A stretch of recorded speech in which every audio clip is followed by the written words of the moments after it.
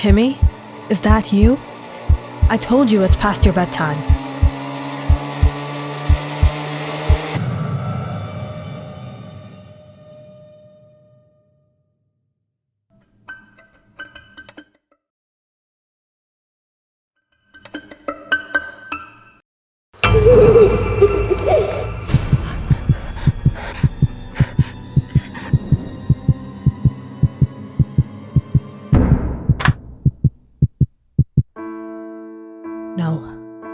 No, I can't take this anymore.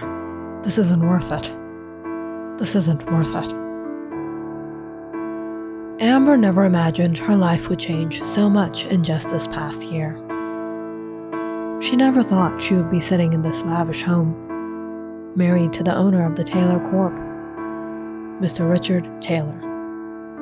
But after everything that has been happening, Amber has nothing but regret. Why?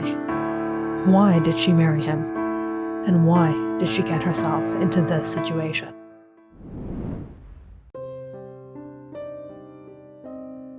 When Amber first joined the Taylor Co. a year ago, she was simply an office assistant, carrying out the unwanted tasks of her manager. It was horrible. But Amber had worked hard to even get to that position, and she wasn't going to give up. She planned to climb the ladder to the top, but of course, she knew it wasn't going to be possible without a miracle.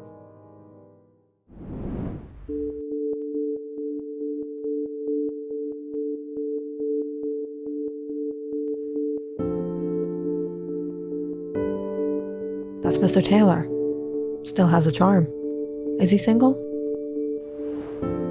Yeah, you don't want to go down that rabbit hole. There's something off about him. What? He's been single for a few years now, since his wife died. So he's a widower, a depressed one. No, it's not just that. He's strange, doesn't talk to anyone, doesn't really have any friends or any close people, and he's got quite the temper. Everyone's scared of him at the office. We'll see about that. Amber made up her mind right then and there. If she was going to be rich, she needed to be with someone rich. Like Mr. Taylor. So she took her chances and eventually lured her way into his life.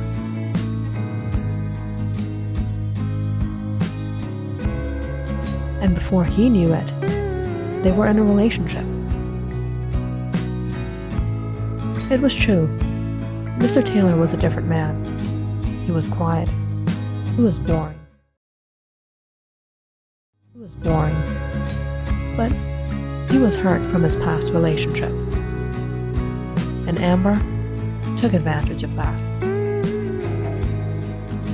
And only 6 months in, she convinced him into marriage. And it wasn't very difficult, as all she had to do was show him that she was fond of kids. Timmy, you remember Amber, don't you? Dad's friend? Yes? Well, she'll be your new mommy. A mommy? I like you, Mommy.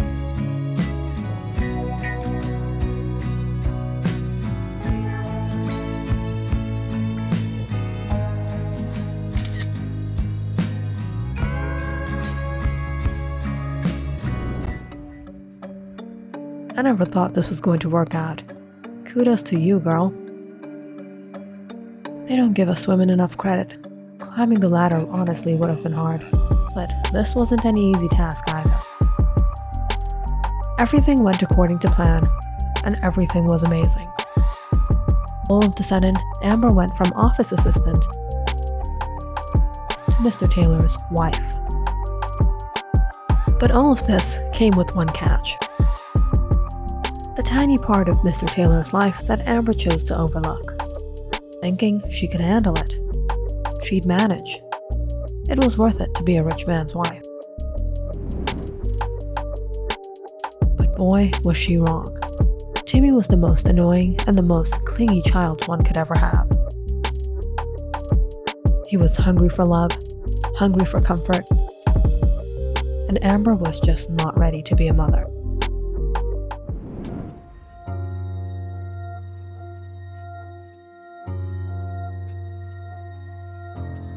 "Mommy, can you read me a book?" "I told you, I'm not your mommy. Don't call me that." "Then what should I call you?" "Mrs. Tay." "What are you two chit-chatting about?" "Oh, Richard. Just asking Timmy what book he wants Mommy to read him." "Oh, yay! Come on, Mommy, I'll show you my library."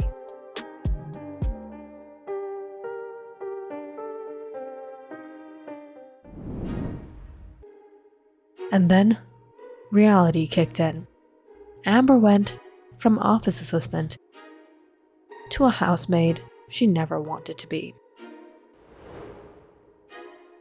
She was looking after the house, after Timmy. She was looking after the house, after Timmy, dropping him to school, picking him up, and doing household shopping.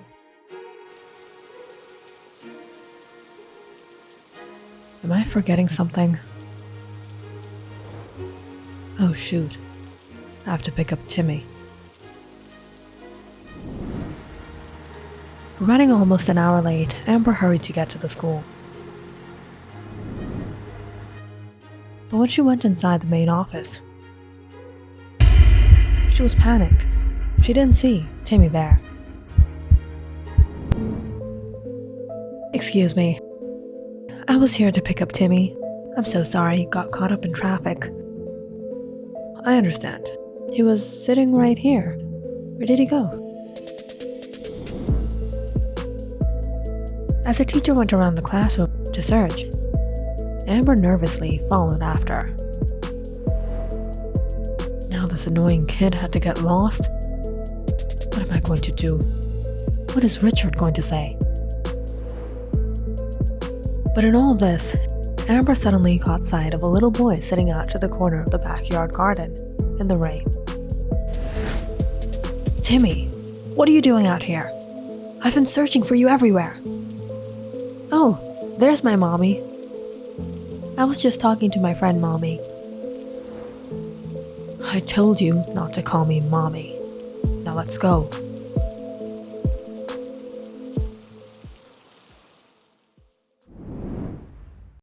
Amber managed to get home with Timmy, but that was only the beginning of the troubles.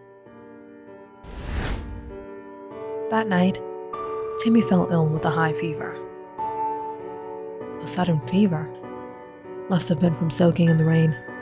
Those teachers at his school are so irresponsible. I went to pick him up, I found him sitting outside. What? This is so unacceptable.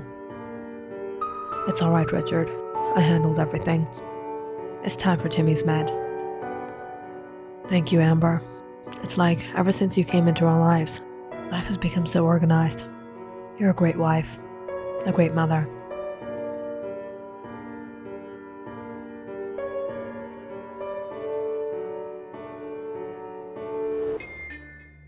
"Have your medicine.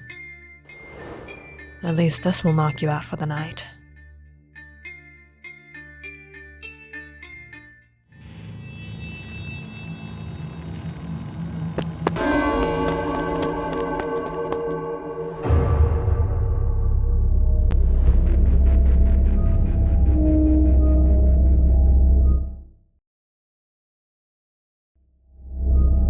What was that? This boy has made me paranoid. Whatever.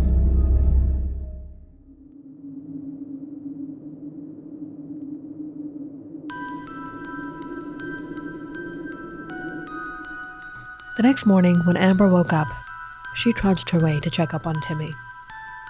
But as she neared his room, she heard the boy talking.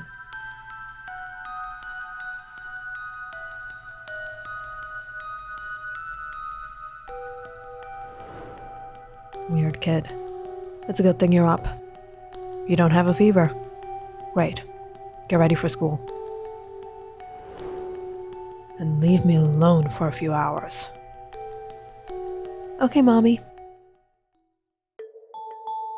Luckily, that morning, Richard dropped Timmy off.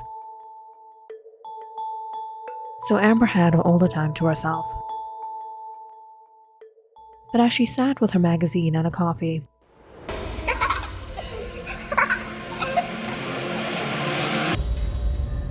she was startled hearing a voice. Timmy? I thought he left.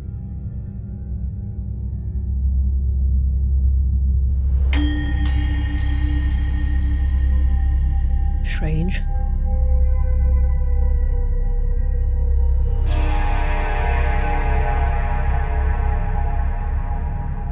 How did this happen?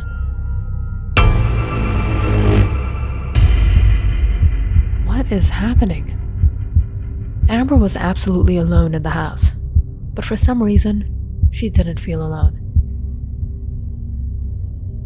And the strange occurrences continued to happen.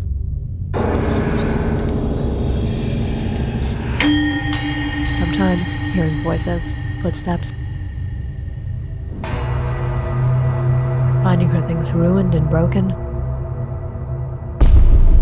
What happened to my TV? At first, Amber blamed Timmy for it. Mommy, I promise, I didn't do it. I didn't break it.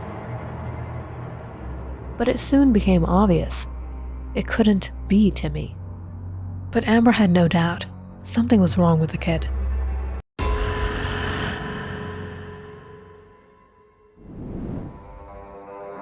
And then, the accident happened.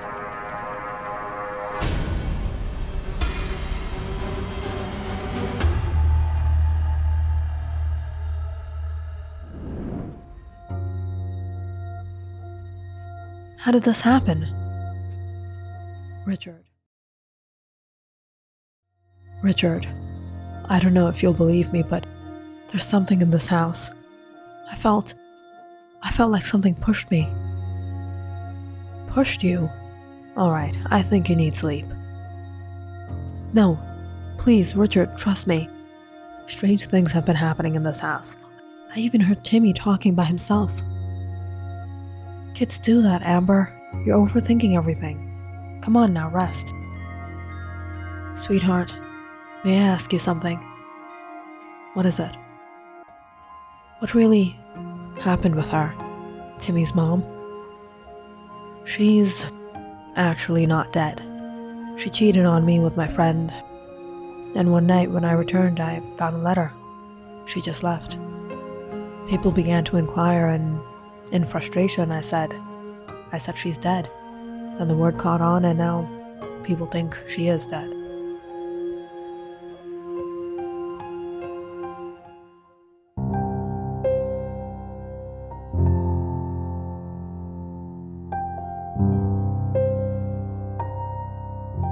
Mommy, are you okay? I'll be okay when you leave me alone. Okay, Mommy. I made you a get well card. Good night.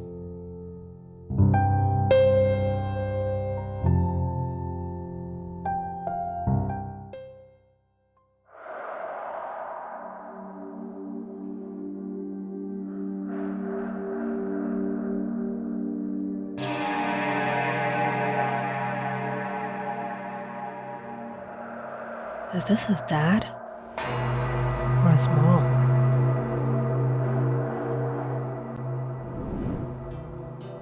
How did that happen? I don't know, Courtney. Something strange has been happening. Timmy is always talking to someone. I told Richard, but he just doesn't believe me. It's the father and the son. They're strange. Or is it this house? It almost feels haunted. Cursed. You gotta be kidding me. When Amber told Courtney what had been happening, Courtney was a bit surprised, but understanding. Do you think it's Timmy's mom? I don't know. Amber couldn't tell Courtney the truth. My grandma gave me this. Said it's for good luck. I think you could use it.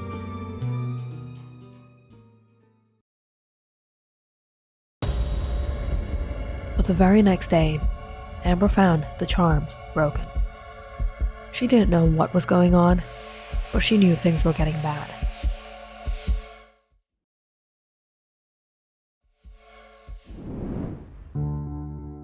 And in all this, she only got worse news. Sweetheart, I wish I could stay with you while you heal, but I have an urgent meeting at the California branch. I'll have to go for a few days. What? You're leaving me here? Alone? With Timmy? You'll be fine. Call me if you need anything. That evening, Richard packed up and left.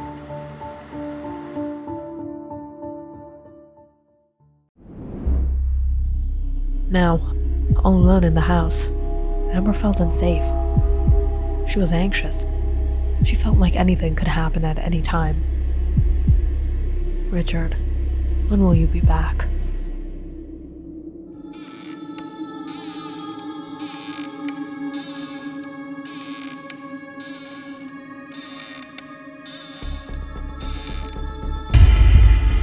What should I do? Stay at Courtney's?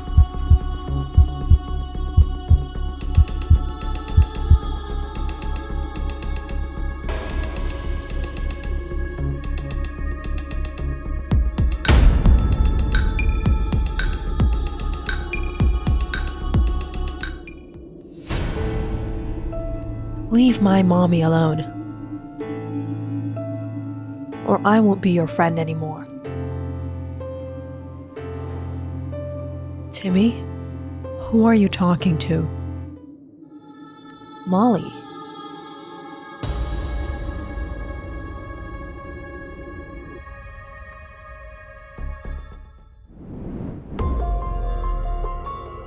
Amber had been right. She was experiencing something strange, something out of the ordinary. But it wasn't this house. It wasn't Richard.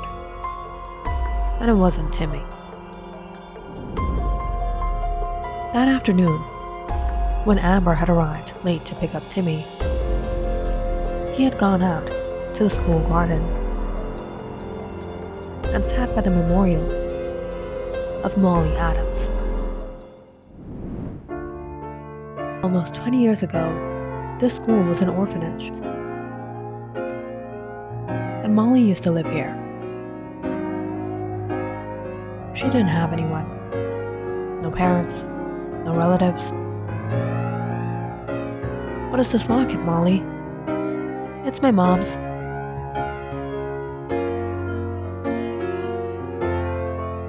The locket wasn't actually her mother's. Molly never saw her mother. She had made the locket herself and kept it with her all the time. Sadly, no one adopted her. And at the age of 6, the girl tragically passed away. The headmaster had her buried in the garden and made a memorial for her. It was later, when the headmaster was cleaning out her room, she found her locket and buried it at her grave.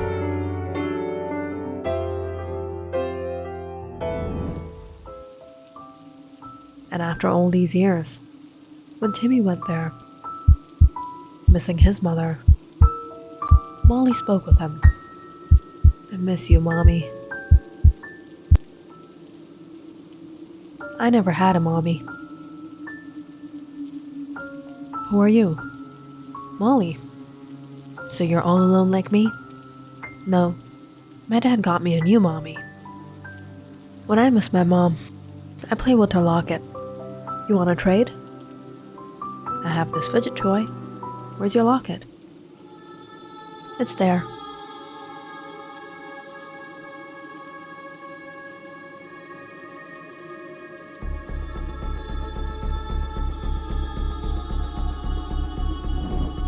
"What are you doing out here?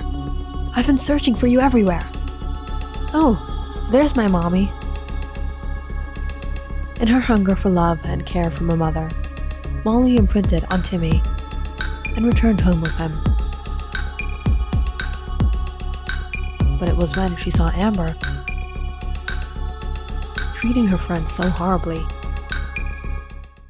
she began haunting her.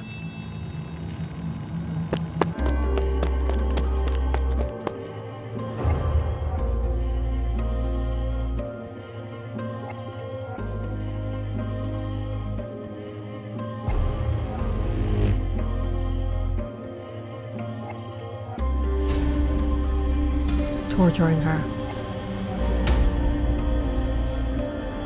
and planned something worse.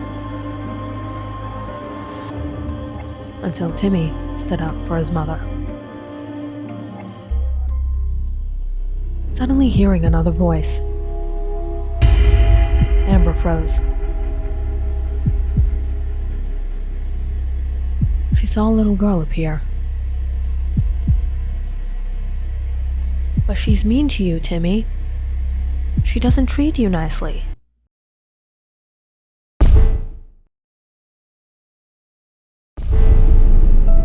Molly, she's my mommy. Leave us alone. I don't want your locket. As Timmy threw the locket,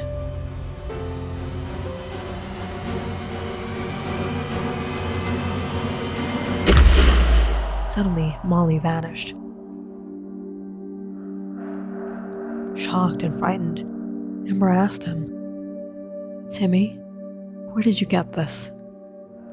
"At the memorial in the school garden. I traded it with my fidget toy."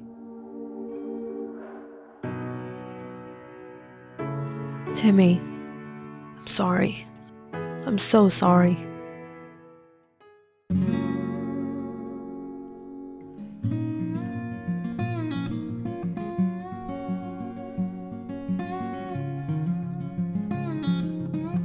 Rest in peace, Molly. I'll never be mean with your friend again.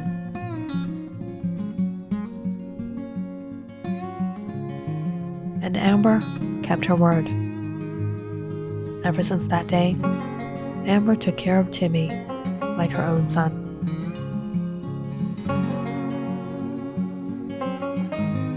Click on the subscribe button and check out more awesome videos on our channel. And don't forget to press the bell icon because you know it's interesting.